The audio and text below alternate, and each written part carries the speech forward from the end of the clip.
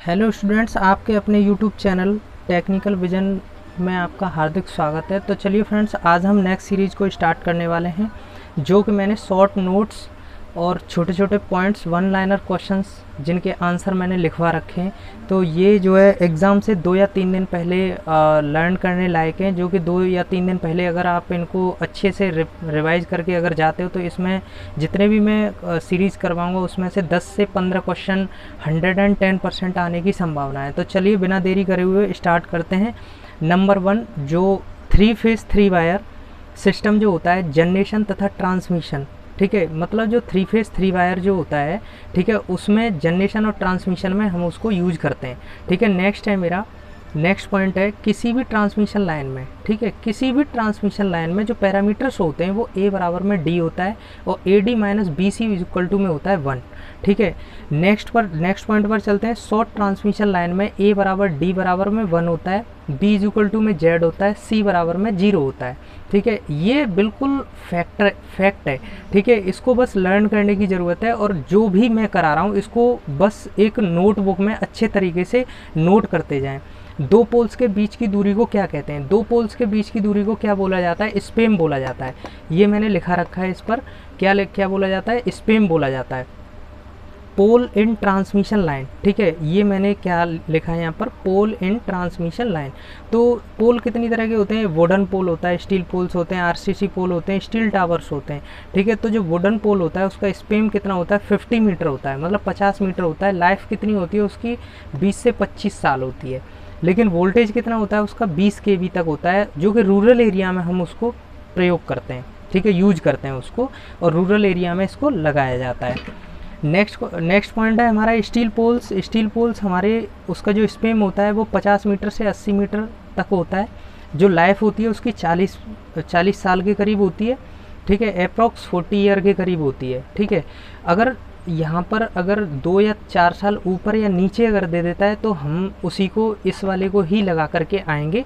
ठीक है, तो वोल्टेज कितना होता है? 11 kV एंड 33 kV तक होता है, मतलब 11 kV से 33 kV तक का हम इसमें वोल्टेज इस्तेमाल करते हैं। ठीक है, नेक्स्ट पॉइंट पर चलते हैं।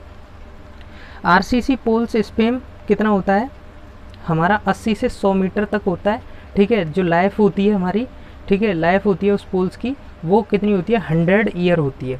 कितनी होती है? 100 ईयर होती है। और वोल्टेज कितना होता है उसमें? अप टू 11 kV तक होता है। ठीक है, नेक्स्ट पॉइंट पर चलते हैं। स्टील टावर स्पेम कितना होता है? स्टील टावर का स्पेम कितना होता है? तो वो कितना होता है? जो बड़ी बड़ी ट्रांसमिशन लाइंस जो रेलवे के किनारे जो लगी होती हैं, कभी कभी खेतों में होकर के जाती हैं, ठीक है, उसको, उसकी जो स्पेम होती है, उसकी जो डिस्टेंस होती है, दो पोल्स के बीच की जो दूरी होती है वो 300 मीटर से 600 मीटर तक होती है। और जो लाइफ होती है उसकी 100 ईयर होती है, 100 ईयर से ज़्यादा होती है। ठीक है, वोल्टेज कितना होता है? मतलब ये होता है हमारा 66 kV and above long distance. ठीक है, अब मैंने यहाँ पर कुछ अलग तरह से इसको डिज़ाइन कर रखा है ट्रांसमिशन लाइन को। ठीक है, तो ट्रांसमिशन लाइन 3 तरह की होती है, शॉर्ट, मीडियम और लॉन्ग।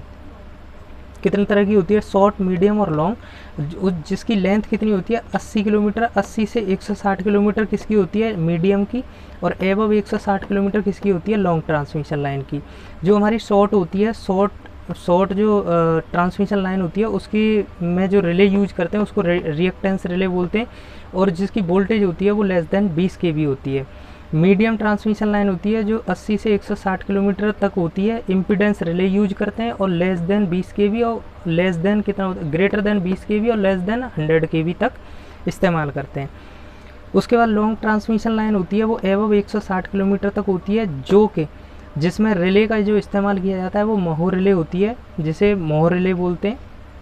ठीक है, उसके बाद में हमारा जो एबव जो वोल्टेज होती है वो एबव 100 kV होती है। ट्रांसमिशन लाइन इंसुलेटर, ठीक है, इंसुलेटर जो लगाते हैं हम, उसमें हम क्या लगाते हैं? पिन टाइप का इंसुलेटर होता है जो 11 kV से 33 kV तक।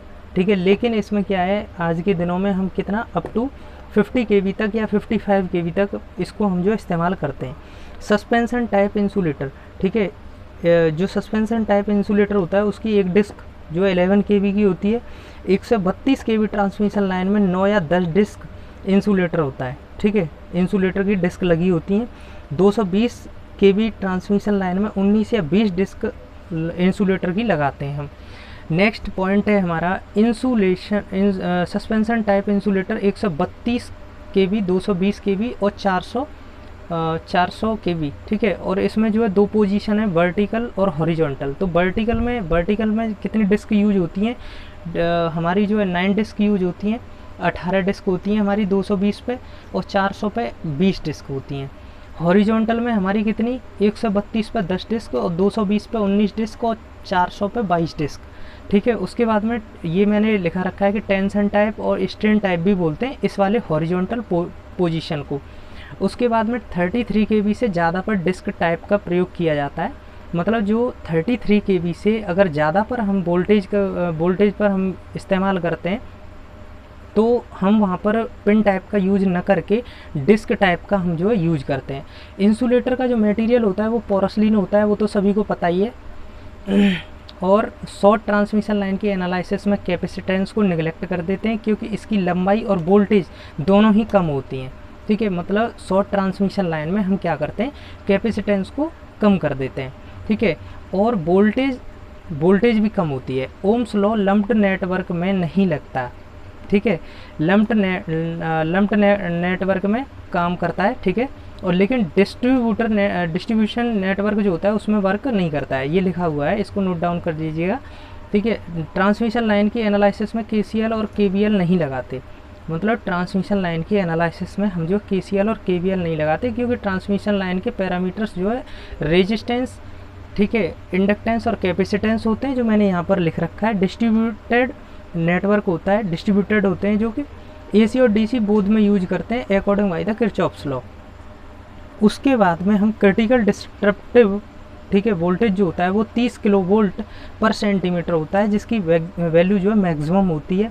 एयर की ब्रेकडाउन वोल्टेज हमारी 21.1 kV पर सेंटीमीटर RMS में करते हैं हम उसको, लेकिन हम इसी से हम उसको निकाल लेते हैं, इसको 30/√3 √2 कर दें तो 21.1 RMS निकल जाएगी, ठीक है। उसके बाद में क्रिटिकल डिस्ट्रप्टिव वोल्टेज पर कोरोना होता है। विजुअल क्रिटिकल वोल्टेज और ब्रेकडाउन वोल्टेज पर आग पकड़ लेती है। अप्लाइड वोल्टेज ब्रेकडाउन वोल्टेज से ज़्यादा अगर हो जाए तब भी हमारे कंडक्टर में आग लगने के चांसेस हो जाते हैं। लेकिन उसके बाद में हम नेक्स्ट पॉइंट पर चलते हैं, ACSR क्या होता है।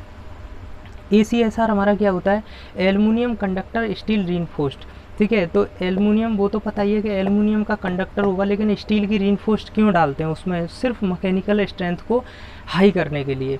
तो जिन स्टूडेंट्स ने हमारा चैनल अभी भी सब्सक्राइब नहीं किया है तो प्लीज़ सब्सक्राइब करके बेल बटन को प्रेस कर लें, जिससे मैं कोई भी वीडियो अपलोड करूँ तो उसका नोटिफिकेशन आपको सबसे पहले मिल सके। प्लीज़ उसको सब्सक्राइब करना ना भूलें, ठीक है। Thank you for watching this video.